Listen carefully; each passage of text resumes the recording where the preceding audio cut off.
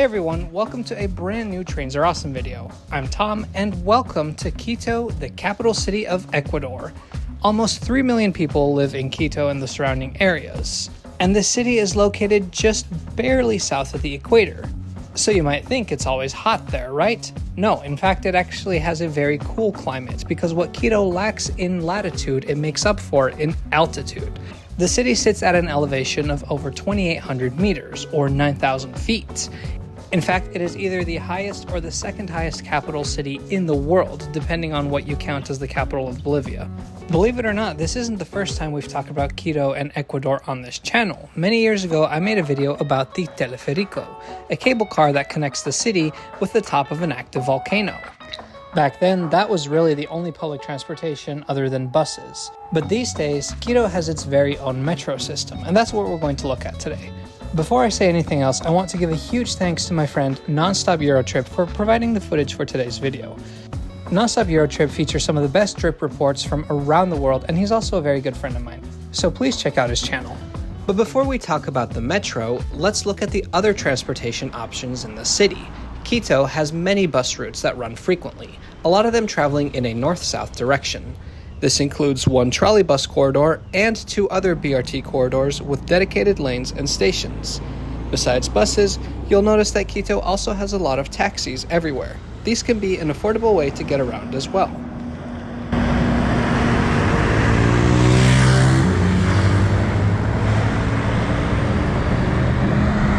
But enough about that. Let's go ride the metro. We are here at San Francisco Station, which is the only station on the line located inside the historic city center. This whole area, near the Basilica and Convent of San Francisco, is considered the best preserved historic city center in all of Latin America, and it is listed as a UNESCO World Heritage Site. Because of that, the station entrance is incorporated into an old building. But construction here did pose some challenges. As has happened in cities around the world, archaeological discoveries were made while they were digging to build the station. Before the Spanish arrived here in the 1500s, this place was home to the Incas, and before the Incas, the Quito people lived here. Archaeologists have found canals, stairs, tombs, even ceramics and human bones from the Quito time period. While the buildings outside may be old, inside you can tell that things are brand new. The Quito Metro opened in December of 2023, less than 3 years ago. The station features elevators, a ticket office, and self-service ticket machines. A ticket on the Quito Metro costs 45 cents, with reduced fare options available. Ecuador actually uses US dollars as their currency. The fare gates on the metro have QR code readers. Printed tickets bought at the station will have QR codes on them, or you can use an app to get a digital ticket. Scanning the code can be a little finicky, but there is metro staff standing by the gates happy to assist. Okay, gracias. Then you follow the red signs saying Metro down to the escalators that will take you to the platform. Now we get a good look at how massive the station actually is. Once we've come to a mezzanine level, we have 2 options. We can take the platform for trains towards El Labrador or towards Kitumbe. Both are clearly indicated with large signs, which feature a rooster on it. Rooster isn't just there because it's cute or funny. The Gallito de la Catedral is a mascot of sorts in Quito, based on a rooster-shaped weather vane on top of the cathedral. Legend has it that in colonial times, a rich man would mock this rooster every day when he walked past it. One day, the rooster had enough, and he came down from the cathedral and pecked the rich man. Covered in scars, the rich man vowed to live a sober lifestyle from that point on. I guess besides keeping people's egos in check, Gallito now also helps people find the right train.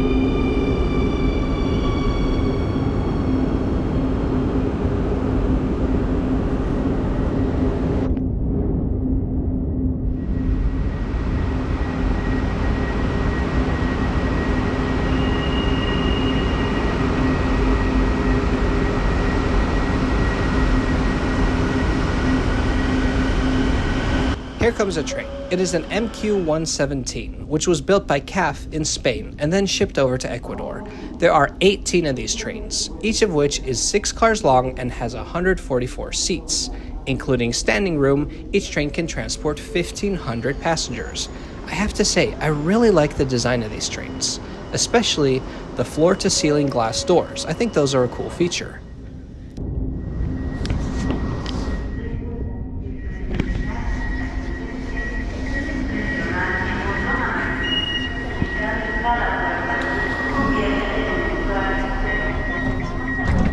The interior appears to be basic but modern. Seats face the aisles and are made of a hard plastic material. There are not many of them, which, together with the many handrails, suggest that these were primarily designed to accommodate a lot of standees. 4 doors per side on each car allow for quick alighting and boarding, thus short station stops.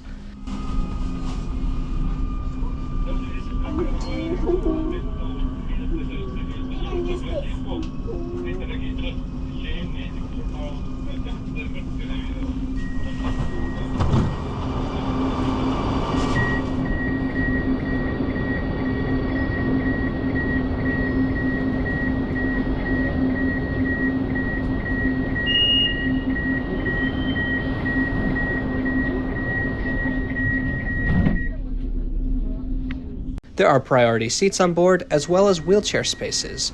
You may also bring bicycles on board at certain areas in each car. These are designated by a bicycle symbol on the doors of the train. To the best of my understanding, the wheelchair and bicycle spaces are the same space, so only one can use it at a time. There are line maps posted above the doors, as well as screens showing passenger information. Tienes una mochila, llévala al frente, no en la espalda. Esta simple acción facilita el movimiento realmente de Quito. Evita incomodidades. Quito Metro is made up of just one line, which has 15 stations. The line is 22 kilometers long, that's 14 miles. The tracks are standard gauge, meaning they're the same width as most of the railways that you'll find in Europe, North America, or China, and they are electrified at 1500 volts using an overhead wire. As early as 1977, transportation planners for the city recognized that at some point in the future, Quito would need a rapid rail transit line to handle the transportation needs of the city's residents. At first, the city invested in bus rapid transit, like the trolleybus and the BRT corridors that I mentioned earlier. In the 1990s, studies showed that metro construction would be feasible, and in the early 2000s, it became an important topic during local elections. Construction finally began in late 2012, early 2013. Construction was projected to cost $1.5 billion, but it ended up costing $2 billion. The difference was paid for using loans from the World Bank, the European Investment Bank, and Brazil's Development Bank. The entire line is underground, and it was dug using tunnel boring machines. During construction, they had to dig underneath the city's sewer system and aquifers, meaning that at its shallowest, the line is at 8 meters deep, and at its deepest, almost 23 meters. Remember though, with Quito's super high elevation, even if you're standing at the deepest station of the Quito Metro, you are still higher up than the vast majority of people on the planet.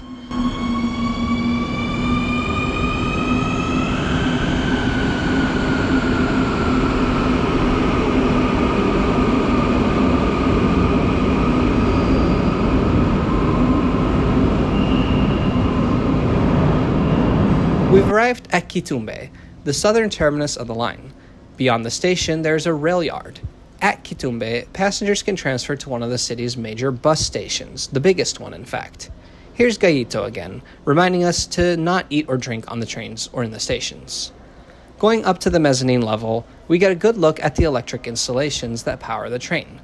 Let me tell you, you wouldn't want to touch that. Traditionally, many older metro lines around the world have been powered by a third rail, with exceptions, of course. However, more recent systems to open have leaned heavily into using overhead electrification systems. While third rails are usually cheaper to install, they are limited in the power that they can provide, and they have safety issues. So most places that build lines from scratch have decided that the investment of overhead electrification is worth it. The Quito Metro is equipped with Wi-Fi, and I have to say I am very impressed with the maps. They are plentiful and clearly communicate a lot of useful information. That's the way it should be. Trash collection is separated between organic waste, recycling, and other. Let's hop on another train, this time going north towards Labrador.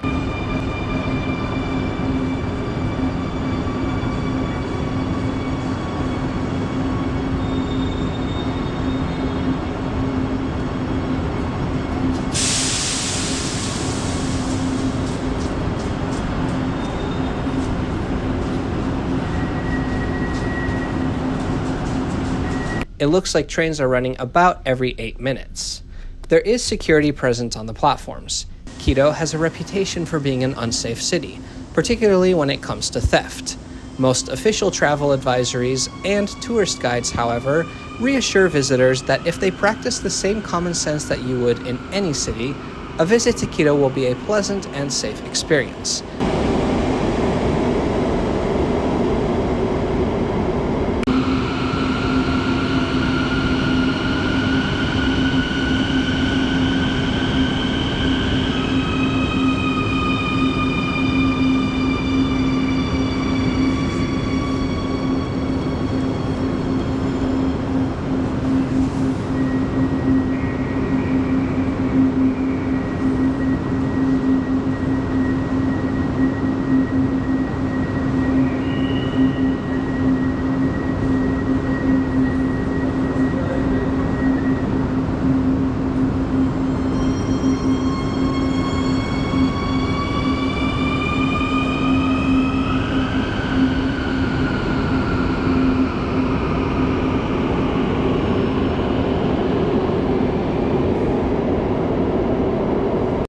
So does Quito even need a metro system?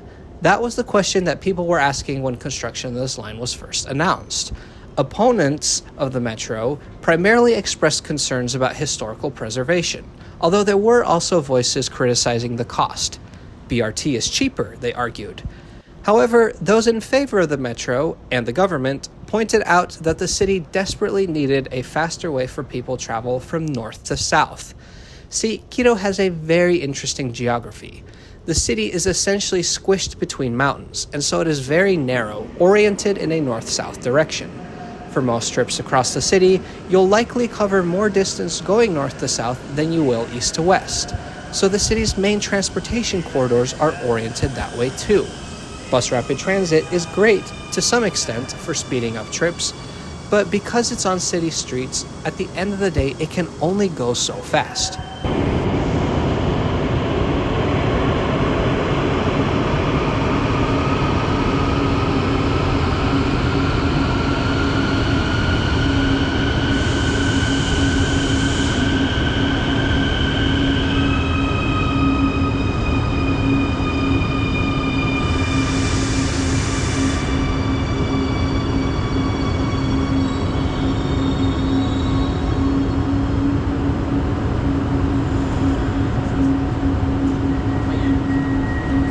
The metro runs for 22.5 kilometers, and trains can complete this journey in 34 minutes.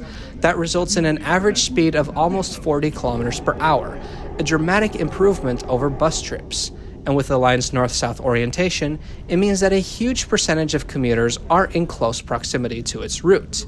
The metro was built with a large capacity because it was built to be an alternative to the buses for a large number of people. In particular, the government hoped that the metro would draw people away from the privately operated bus routes, which are responsible for a lot of the congestion and pollution in the city. The BRT corridors are still very useful as parallel routes, plus they serve regions farther north and south than the metro does. You know, I gotta say, I really like the sound that these trains make when they come into the station. So for the next 45 seconds or so, I think I'm just gonna do some railfan shots. If you wanna skip ahead, go ahead. But you did click on a video from a channel called Trains Are Awesome, so I have a feeling you'll stick around.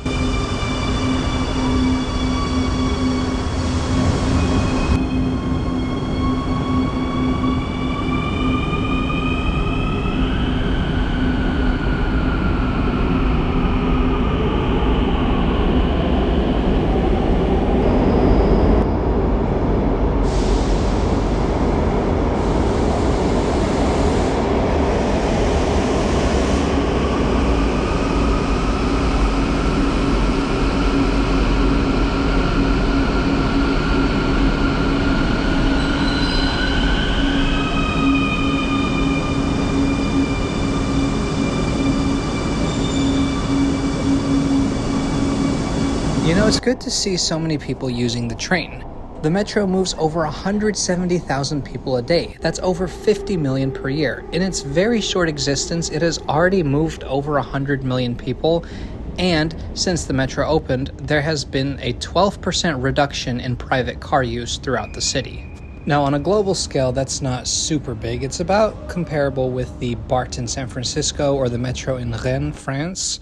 But remember, the system only has one line, 15 stations, and it's only 3 years old. I think that's actually pretty impressive. A great example of how if you build transit in places that people need and want to go, people will ride it.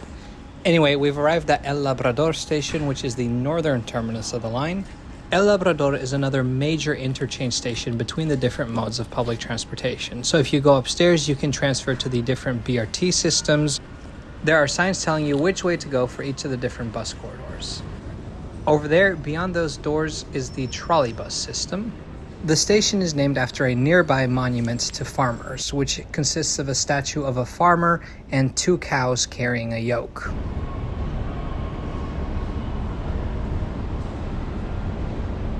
You will also find the Bicentennial Park, the biggest park in Quito and a relatively new one, having opened only in 2013. It reuses the land of the city's old airport. The park features green space, sculptures, but also a convention center, which is directly connected to the metro station via a boulevard.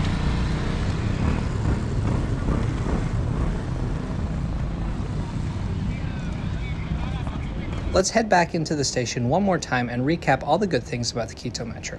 I think the Metro definitely benefits from its novelty here.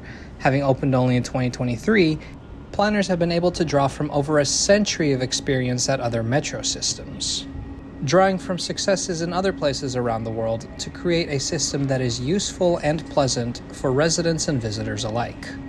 Some of the highlights are the fact that the stations are accessible with elevators, and also the signage and the maps. The stations all have large maps of the entire system as well as of the local area, and the signs are big and clear and simple, no frills. Well, except for the big chicken every once in a while. It seems they also pay special attention to customer needs with special help centers, staff ticket offices, and personnel spread out throughout the station to help with any problems. Finally, just based on the stations that we visited today and the trains we've been on, it seems like the system is quite clean. But now I want to hear from any regular users of the Quito Metro that may be watching this video. If that's you, how has your experience been on the Metro? How often do you use it, and has it improved your commute? What are some things that you like about it, or what do you think could be better? Let me know in the comments below. And if you're not from Quito, but something in this video stood out to you, you can always let me know too. Anyway, that's all I have for today. It's been great exploring a new metro system, and I think this one has a lot going for it. If you liked this video or learned something new, please subscribe to Trains Are Awesome, and also subscribe to Nonstop Eurotrip, because this video would not have been possible without his great footage. Thank you so much for watching today. Make sure not to offend any animal-shaped weather vanes, and we'll see you next time.